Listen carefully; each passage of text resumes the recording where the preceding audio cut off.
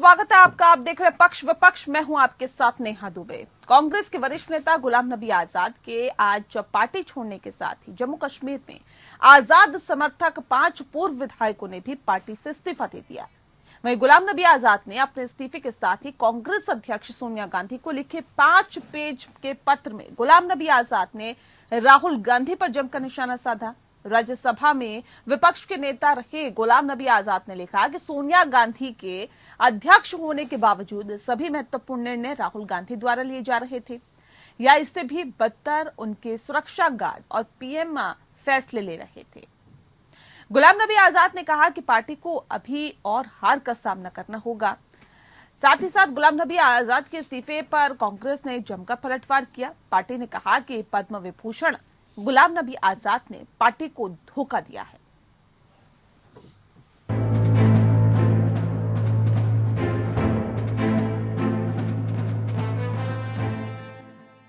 Indira Gandhi, Rajiv Gandhi, PV Narasimha Rao और doctor Manmohan Singh की सरकारों में केंद्रीय मंत्री रह चुके गुलाम नबी आजाद ने आखिरकार कांग्रेस छोड़ ही दी। हाल ही के महीने में कपिल सिब्बल के बाद गुलाम नबी आजाद ऐसे दूसरे बड़े नेता हैं जिन्होंने कांग्रेस को अलविदा कहा है। गुलाम नबी आजाद कांग्रेस के असंतुष्ट नेताओं के गुट 23 के सबसे महत्वपूर्ण चेहरा रहे हैं। आजाद ने सिर्फ इस्तीफा नहीं दिया है बल्कि राहुल गांधी पर सिलसिलेवार हमला भी किया है। अपने इस्तीफे के साथ उन्होंने 5 पेज के खत में आजाद ने कहा है कि सोनिया गांधी तो सिर्फ नाम की नेता है, सारे फैसले या तो राहुल गांधी लेते हैं या फिर उनके सुरक्षा गार्ड और पीए लेते हैं। कांग्रेस की कोठरी के सबसे कद्दावर नेता माने जाने वाले आजाद ने नई कोठरी का जिक्र करते हुए लिखा है कि 2013 में राहुल गांधी के उपाध्यक्ष बनने के साथ ही तजुर्बेकार नेताओं को दरकिनार किया गया और गैर तजुर्बेकार चापलूसों के नए गुट ने पार्टी को चलाना शुरू कर दिया। आजाद के इस हमले से कांग्रेस तिलमिलाकर रह गई है। कांग्रेस ने उन्हें धोखेबाज बताया है और कहा है कि जो आज धोखा दे रहा है उनका रिमोट कंट्रोल प्रधानमंत्री नरेंद्र मोदी के हाथ में है। पार्टी के कार्यकर्ताओं के मन की आवाज क्या है, यह है गुलाम नबी आजाद और बाकी इस तरह के लोगों को सुन लेनी चाहिए। जो आदमी 5 पेज की चिट्ठी में 1.5 पेज तो अपने पदों के लिखता रहा कि पार्टी मुझे ये पद दी, दूसरे पर जाकर कहते हैं कि मैंने सेल्फलेस सर्विस की। ऐसी सेल्फलेस सर्विस तो सबको करनी चाहिए। फिर एक के बाद एक आप पद गिनाए जा रहे हो और फिर कहते हो मुझे कुछ मिला नहीं इसका। ये क्या बात है कि जब राज्यसभा खत्म हुई और आप तड़पने लग गए, बिना पद के आप 1 सेकंड नहीं रह सकते। वहीं कांग्रेस छोड़कर बीजेपी गए असम के मुख्यमंत्री हेमंत बिस्वा शर्मा जैसे नेताओं को राहुल गांधी पर हमला बोलने का मौका भी मिल गया। वहीं G23 के अहम चेहरा माने जाने वाले नेता आनंद शर्मा ने कहा कि पार्टी लगातार कमजोर होती जा रही है। गुलाम नबी आजाद ने 5 पेज के खत में राहुल पर जी भरकर हमला बोला है। उन्होंने राहुल के भ्रष्टाचार के दोषी नेता को चुनाव लड़ने से अयोग्यता के कानून को बदलने वाले अध्यादेश को फाड़ने का जिक्र भी किया है। आजाद ने इसे राहुल की अपरिपक्वता बताया है। उन्होंने कहा है कि पिछले 8 सालों में पार्टी का नेतृत्व अगंभीर व्यक्ति के हाथ में दे दिया गया है। आजाद ने कहा है कि 2019 में आम चुनाव हारने की जिम्मेदारी लेते हुए आवेश में इस्तीफा देना राहुल का बचकाना कदम था और इस मौके पर CWC के वरिष्ठ नेताओं का उन्होंने अपमान भी किया। वहीं कांग्रेस पलट का सवाल पूछ रही है कि तब उन्होंने राहुल गांधी का विरोध क्यों नहीं किया, बल्कि उस वक्त इस्तीफा दिया जब पार्टी महंगाई, बेरोजगारी और भ्रष्टाचार के मुद्दों पर मोदी सरकार का विरोध कर रही है। जैसे मैंने कहा कि आजाद साहब का जो पत्र मीडिया में जो रिलीज हुआ है उसको हम लोगों ने देखा है। आजाद साहब कांग्रेस पार्टी के बहुत ही वरिष्ठ नेता थे और कांग्रेस पार्टी के अंदर और प्रशासन में, देश के अंदर, प्रदेश के अंदर कांग्रेस पार्टी के माध्यम से उन्होंने बहुत सारे महत्वपूर्ण पदों को सुशोभित भी किया। लेकिन ये बड़े अत्यंत दुख की बात है कि एक ऐसे समय में जब कांग्रेस पार्टी राहुल गांधी जी के नेतृत्व में, हमारी अध्यक्षा श्रीमती सोनिया गांधी जी के नेतृत्व में पूरे के पूरी कांग्रेस पार्टी के कार्यकर्ता संगठन सड़क के ऊपर महंगाई, बेरोजगारी और ध्रुवीकरण के खिलाफ लड़ाई लड़ रहे हैं। हम लोगों ने 4 सितंबर को महंगाई पर हल्ला बोल की राष्ट्रीय रैली हम लोगों ने दिल्ली में रामलीला मैदान में रखा है और 7 सितंबर को भारत जोड़ो यात्रा, जो कि महंगाई, बेरोजगारी और ध्रुवीकरण के खिलाफ, भाजपा के खिलाफ सीधी सीधी लड़ाई है। हम लोगों ने 29 तारीख को 22 प्रेस कॉन्फ्रेंस पूरे के पूरे देश में रखे हैं।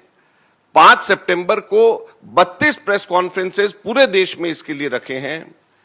दुख की बात यह है, अत्यंत दुख की बात यह है कि गुलाम नबी आजाद साहब ने ऐसे समय में कांग्रेस को छोड़ने का और इस लड़ाई के अंदर साथ छोड़ने का फैसला किया है। गुजर गया, और ये हमारा जो आज मुद्दत खत्म हुई इसके लिए भी कह सकता हूं, गुजर गया वो जो छोटा सा एक फसाना था, गुजर गया वो जो छोटा सा एक फसाना था, फूल थे, चमन था, आशियाना था। गुजर गया वो जो छोटा सा एक फसाना था, फूल थे, चमन था, आशियाना था। न पूछ उजड़े नशे मन की दास्ता, घोंसला उजड़ गया। न पूछ उजड़े नशे मन की दास्ता, न पूछ थे 4 तिनके मगर नाम आशियाना तो था। गुलाम नबी आजाद के राज्यसभा से विदाई के बाद प्रधानमंत्री नरेंद्र मोदी के आंखों में आए आंसुओं को भी गुलाम नबी आजाद के इस्तीफे से जोड़कर देखा जा रहा है। क्योंकि गुलाम नबी जी अपने दल की चिंता करते थे, लेकिन देश की और सदन की भी उतनी ही चिंता करते थे। ये छोटी बात नहीं है जी, ये बहुत बड़ी बात है। वरना अपोजिशन के लीडर के रूप में अपना दबदबा पैदा करना, ये सब मोह किसी को भी हो सकता है, लेकिन उन्होंने सदन से, मैं शरद पवार जी को भी इसी कैटेगरी में रखता हूं, वे सदन की और देश की चिंता को प्रायोरिटी देने वाले नेताओं में से रहे। गुलाम नबी जी ने बखूबी इस काम को निभाया है। गुलाम नबी आजाद को राज्यसभा कार्यकाल पूरा होने के बाद मोदी सरकार ने उनके आवास का आवंटन आगे बढ़ा दिया है। यही नहीं, उन्हें पद्म विभूषण से भी सम्मानित किया गया। समझा जा रहा है कि जम्मू कश्मीर चुनाव में बीजेपी उनका फायदा उठाने की फिराक में है।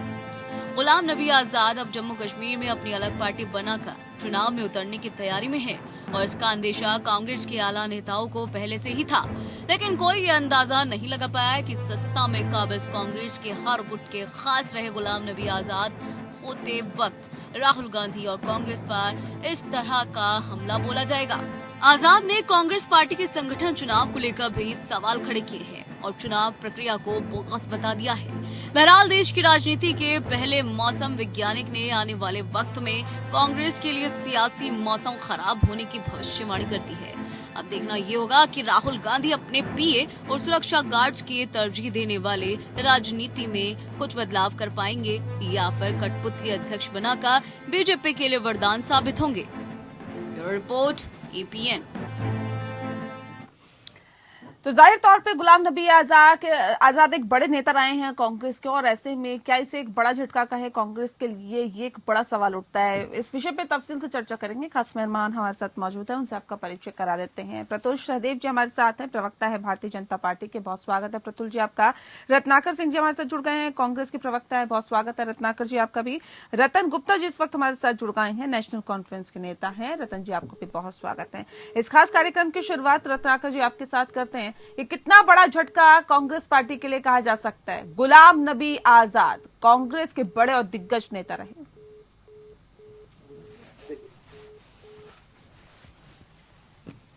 प्रकार कहूंगा कि नबी आजाद अब गुलाम हो गए। अगर यह गुलाम नहीं होते तो देश की परिस्थितियां जिस प्रकार है, जिस प्रकार राहुल गांधी सड़क से लेकर संसद तक लड़ाई लड़ रहे हैं, कांग्रेस पार्टी का हर कार्यकर्ता सड़क से लेकर संसद तक लड़ाई लड़ रहा है, उस लड़ाई में अपनी सहभागिता को सुनिश्चित करते और इस लड़ाई को लड़ते जो संवैधानिक संस्थाओं को बचाने की लड़ाई है, जो केंद्रीय एजेंसियों के दुरुपयोग करने की लड़ाई है, जो आम आदमी के महंगाई और बेरोजगारी की लड़ाई है, उस लड़ाई में ये शिरकत करते और यह फांसीवाद जो है ताकतों के खिलाफ लड़ाई लड़ते। लेकिन हुआ नहीं ऐसा। कांग्रेस पार्टी ने देखिए गुलाम नबी आजाद को बहुत कुछ दिया है। वो वरिष्ठ नेता थे, मैं उनके बारे में कुछ ऐसा अपना दृष्टिकोण कुछ नेगेटिव बहुत ज्यादा नहीं रखना चाहता हूं, लेकिन कहीं न कहीं कांग्रेस पार्टी ने उनको बहुत कुछ दिया और मुख्यमंत्री तक बनाया, लीडर ऑफ ऑपोजिशन बनाया, MP राज्यसभा का सांसद बनाया, यूनियन मिनिस्टर बनाया, बहुत सारी चीजें किया। ठीक है, इसके बाद भी अब आजाद ये कह रहे हैं कि पिछले 8 साल से पार्टी का नेतृत्व एक गंभीर व्यक्ति के हाथ में रहा है। कांग्रेस अध्यक्ष सोनिया गांधी भले ही हो, लेकिन उसके बावजूद पूरे जो फैसले हैं वो राहुल गांधी की तरफ से लिए जाते हैं। यही वजह है कि जो कांग्रेस पार्टी है गर्त में घुसती जा रही है। देखिए, जिस प्रकार की परिस्थितियां बन रही थी और G23 जो ग्रुप बनाया गया, उस ग्रुप का उद्देश्य यही था कि किस प्रकार कांग्रेस पार्टी को मजबूत किया जाए और जो कमियां हैं उसको संगठन के सामने रखा जाए और कांग्रेस पार्टी को मजबूती के साथ सत्ता में लाया जाए। लेकिन कहीं न कहीं G23 का जो है एक मकसद जो था, वो मकसद बगावत में बदल गया और जिसमें गुलाम नबी आजाद जो है उस कड़ी का एक अहम हिस्सा थे और आपने देखा कि आज परिणाम क्या हुआ। ठीक है प्रतुल जी, कांग्रेस में इस टूट के क्या मकसद आप निकालते हैं या क्या मायने आप निकालते हैं, क्या वजह समझते हैं इसके पीछे? देखिए, गुलाम नबी आजाद एक बड़े लीडर थे। वो सत्ता की बात करें या विपक्ष की बात करें, सब लोग उनका सम्मान करते थे। लेकिन हाल के दिनों में आप कांग्रेस में देखें तो कैप्टन अमरिंदर सिंह ने पार्टी छोड़ी, हार्दिक पटेल ने पार्टी छोड़ी, शेरगिल ने पार्टी छोड़ी, गुलाम साहब ने पार्टी छोड़ी, तमाम बड़े लोग जो है, माधव और सिंधिया ने पार्टी, माफ कीजिएगा ज्योतिरादित्य सिंधिया ने पार्टी छोड़ी और सचिन पायलट ने लगभग पार्टी छोड़ दी थी। तो ये और जतिन प्रसाद ने पार्टी, RPN सिंह ने छोड़ी, जाखड़ RPN सिंह ने छोड़ी, जाखड़ ने पार्टी छोड़ी। तो जितने राहुल गांधी से क्लोज लोग थे, जो उनके बिल्कुल किचन कैबिनेट के लोग थे, अगर वो राहुल गांधी के प्रति संतोष व्यक्त नहीं कर पा रहे तो जरूर ये लीडरशिप क्राइसिस है। और गुलाम नबी आजाद साहब ने तो एक लंबे समय से माफ कीजिएगा आवाज उठाई थी जो पार्टी के इंटरनल डेमोक्रेटिक सिस्टम है। G23 की बात कही अभी मेरे कांग्रेस के विद्वान प्रवक्ता ने, तो G23 बगावत नहीं कर रहा था, G23 इन्हें आईना दिखा रहा था। उन्होंने पार्टी में इंटरनल डेमोक्रेसी की मांग की थी। ये कभी नहीं कहा था कि गुलाम नबी आजाद को आप पार्टी का अध्यक्ष बना दो या आनंद शर्मा को अध्यक्ष बना दो या संदीप दीक्षित को अध्यक्ष बना दो। उन्होंने कहा था सेंट्रल इलेक्शन कमेटी में चुनाव होना चाहिए, सेंट्रल वर्किंग कमेटी जो पार्टी की है उसमें चुनाव होना चाहिए, आंतरिक प्रजातंत्र है वो होना चाहिए। ठीक है, मैं रतन जी का रुख करूं, उससे पहले जल्दी से जवाब दीजिए रत्नाकर जी। आईना देखने को तैयार नहीं थी क्या कांग्रेस पार्टी? सच का सामना करने के लिए तैयार नहीं थी क्या कांग्रेस पार्टी, खासतौर पर राहुल गांधी? देखिए क्या है, राहुल गांधी आज विपक्ष की सबसे प्रखर आवाज और मुखर आवाज है और ये जो भी या तो पार्टी छोड़ के जाते हैं या भारतीय जनता पार्टी को कहीं न कहीं प्रत्यक्ष रूप से नहीं लेकिन परोक्ष रूप से फायदा पहुंचाने की कोशिश करते हैं, वो निश्चित रूप से राहुल गांधी पे हमला करते हुए ही जाते हैं। कहीं न कहीं ये जानते हुए कि आज जो है, जरा सुन लीजिए सहदेव जी, जरा मैं सिर्फ कह रहा था, आपने कहा कि सबसे प्रखर आवाज है, तो क्या ये बात को नीतीश कुमार मानेंगे? क्या ये बात बिल्कुल देखिए, आज अगर ऐसे प्रखर आवाज अगर आप विपक्ष में रखेंगे तो यकीन मानिए भाजपा कभी सत्ता से नहीं हटेगी। देखिए वो दम दिख रहा है, लेकिन एक समझिए, वो दम जो है आपका कहीं नहीं दिखेगी। आप अगले 2024 के चुनाव में देख लीजिएगा, जिस प्रकार की दमनकारी नीति लेकर आप लोग आते हैं, उस दमनकारी नीति का नतीजा यही होना है कि आप जो है ऐसे सत्तासीन है और धरातल से जो है आपका पैर किस तरह से आपके पैर के नीचे से धरातल निकल जाएगा, वो देखने को वो देखते रह जाइएगा 2024 में। ठीक है,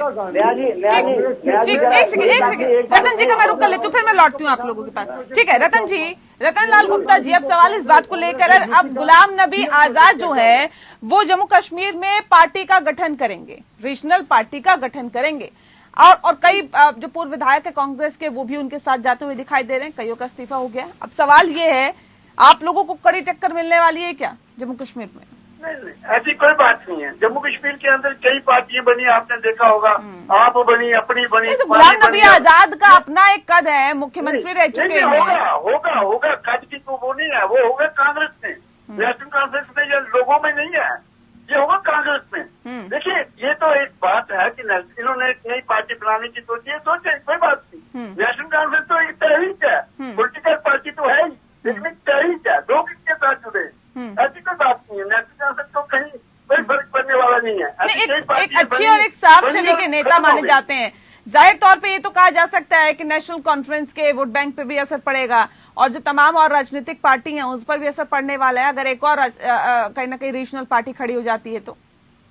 ये सब मुंगेरी राज के सपनों वाली बात है। हाँ। आजाद साहब तो पहले भी हमसे टक्कर होती रही है, कब नहीं हुई हमारी। नेशनल कॉन्फ्रेंस कांग्रेस के यहाँ पे इलेक्शनों में टक्कर हुई है, तो कभी हमने नहीं सोचा इसके बाद कि भाई ये अगर अलग पार्टी बनाएंगे तो कोई यहाँ पे पहाड़ टूट पड़ेगा। नहीं, नेशनल कॉन्फ्रेंस का अपना रुतबा, अपना बिग वोट है। हाँ, फर्क पड़ेगा तो कांग्रेस को पड़ेगा। जब कांग्रेस यूनाइटेड थी तब नेशनल कॉन्फ्रेंस को कोई फर्क नहीं पड़ा, तो अब तो बात ही कोई नहीं। ठीक है रत्नाकर जी, क्या फर्क पड़ेगा कांग्रेस पार्टी को जम्मू कश्मीर में अगर गुलाम नबी आजाद अपनी पार्टी बनाते हैं जैसा कि कहा जा रहा है? एक घर के जब दो टुकड़े होते हैं तो फर्क तो पड़ता ही है। देखिए ये तो स्वाभाविक बात है। सुन लेते हैं हम। ठीक है रत्नाकर जी, रत्नाकर ठीक है रतन जी, हम तो मुकाबला करेंगे चाहे कोई भी हो। ठीक है रत्नाकर जी। देखिए नेहा जी, जो गुलाम नबी आजाद जो नई पार्टी बनाएंगे, आपने देखा कि कैप्टन साहब किस तरह से पंजाब में नई पार्टी बना करके और कहीं न कहीं सपोर्ट कर रहे थे भारतीय जनता पार्टी की। तो गुलाम नबी आजाद जी को अगर उनकी जो व्यक्तिगत महत्वाकांक्षा थी वो अगर पूरी नहीं हुई, जिसकी वजह से वो पार्टी छोड़ के जा रहे हैं, तो कहीं न कहीं अगर वो पार्टी बनाते हैं तो उसमें भारतीय जनता पार्टी का हित दिखता है। तभी ये भाई साहब जो बीजेपी के प्रवक्ता बैठे हैं घड़ियाली आंसू बहा रहे हैं और ये उनको इनकी सिंपैथी जो है गुलाम नबी आजादी के तरफ, गुलाम नबी आजाद की तरफ है। अगर इनकी इतनी सिंपैथी है तो गडकरी साहब को जरा क्यों संसदीय बोर्ड से निकाल दिया गया, जरा दो शब्द उसको भी बता दीजिए। शिवराज सिंह को क्यों संसदीय बोर्ड से निकाल दिया गया, जरा दो शब्द उनके ऊपर भी बता दीजिए।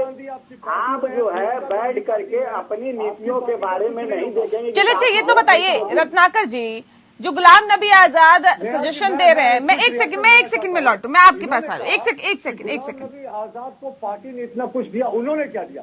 उन्होंने राहुल गांधी से ज्यादा उम्र, जितनी राहुल गांधी की उम्र है उससे ज्यादा कांग्रेस की सेवा की साहब 51-52 वर्षों तक, और आपने दे दिया उन्हें मुख्यमंत्री बना दिया।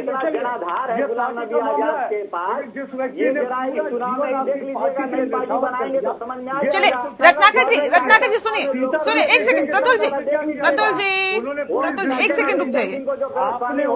प्रतुल जी एक सेकंड। रत्नाकर जी देखिए, मैं कार्यक्रम के आखिरी पड़ाव में एक आखिरी सवाल है मेरा। जो सजेशन दिए गए गुलाम नबी आजाद की तरफ से उस पर गौर करेगी क्या कांग्रेस? उन्होंने कहा है कि पार्टी नेतृत्व को भारत जोड़ो यात्रा करने से पहले देश भर में कांग्रेस जोड़ो यात्रा करनी चाहिए। मेरा ये कहना है कि पार्टी निश्चित रूप से कहीं न कहीं मजबूती का काम करने का हर जगह प्रयास चल रहा है और चिंतन शिविर भी हमने किया था और देश भर में जनता से जुड़ने का काम भारत जोड़ो यात्रा के माध्यम 3700 किलोमीटर की भारत जोड़ो यात्रा भी है, राहुल गांधी जी के नेतृत्व में चल रहा है। तो कहीं न कहीं पार्टी को मजबूत करने का काम किया जा रहा है। तो ये तो कहा जा रहा है ना, राहुल गांधी जब तक नेतृत्व करते रहेंगे तब तक कुछ नहीं होने वाला कांग्रेस का। राहुल गांधी जी आज विपक्षी सबसे प्रखर आप है एक सेकंड सबसे प्रखर आवाज है। आज महंगाई को लेकर राहुल गांधी जी सड़क पे नजर आ रहा है, सड़क से संसद तक अगर कोई लड़ाई लड़ने का काम कर रहा है बिल्कुल पार्टी के कार्यकर्ता कर रहे हैं, महंगाई के विरोध में, बेरोजगारी के विरोध में, ठीक है। संवैधानिक संस्थाओं का। लेकिन सर विपक्षी पार्टियां तो मान नहीं रही, आपके खुद के कांग्रेस के नेता नहीं मान रहे, विपक्षी पार्टियां राहुल गांधी नहीं मान रही, उनके नेतृत्व में वो क्षमता नहीं है कि उन्हें उनके किसी भी आदेश को फॉलो किया जाए। और अब तो खुद गुलाम नबी आजाद सवाल उठा रहे हैं। प्रतुल जी जल्दी से अपनी बात रखिए, जल्दी से। मुझे एक मिनट दें। देखिए नेहा जी, राहुल गांधी और प्रियंका गांधी के नेतृत्व में कांग्रेस की उत्तर प्रदेश में क्या स्थिति हो गई? जितना राजा भैया की पार्टी ने सीटें जीती 2, वही कांग्रेस की स्थिति हो गई। पंजाब में क्या स्थिति रही आपकी बता दीजिएगा। में क्या स्थिति हो गई? अरे सर अपनी स्थिति देखे रत्नाकर जी, वो भारतीय जनता पार्टी तो कहीं रेस में ही नहीं थी पंजाब में, लेकिन आपका तो बहुत ही बुरा हाल हुआ। सेलेक्टिव राज्य का उदाहरण दे रहे हैं आप। साउथ में कितनी पकड़ है इनकी जरा बता दीजिए, पंजाब में कितनी पकड़ है जरा बता दीजिए, राजस्थान में क्या परिस्थिति है जरा बता दीजिए, वेस्ट बंगाल में कितनी सीटें आई थी भाई साहब आपको ये भी बता दें। राहुल गांधी नेतृत्व करता थे, शून्य आपके सपनों को दूर करना था हमें वेस्ट बंगाल में, आपको सत्ता से दूर करना था हमें वेस्ट बंगाल में। वहाँ आपको सिर्फ 2 सीटें मिली। नहीं, वाकई अब इस बात पर तो गौर करने की जरूरत है रत्नाकर जी। भले ही अब देखिए गुलाम नबी आजाद ने पार्टी को छोड़ दिया हो, लेकिन इससे पहले कई और दिग्गज नेता कांग्रेस पार्टी को छोड़ के गए हैं। ये सोचने की, विचार करने की जरूरत है कि आखिर कहाँ खामियां, कहाँ कमियां हैं और उन कमियों को दूर कैसे किया जाए। क्यों आखिर ये बड़े बड़े नेता जो हैं वो पार्टी को छोड़ के जा रहे हैं, इस पर वाकई गंभीरता से सोचने की जरूरत है। बहुत शुक्रिया आप सभी मेहमानों का हमारे साथ इस खास चर्चा में शामिल होने के लिए। पक्ष विपक्ष में फिलहाल इतना ही। नमस्कार।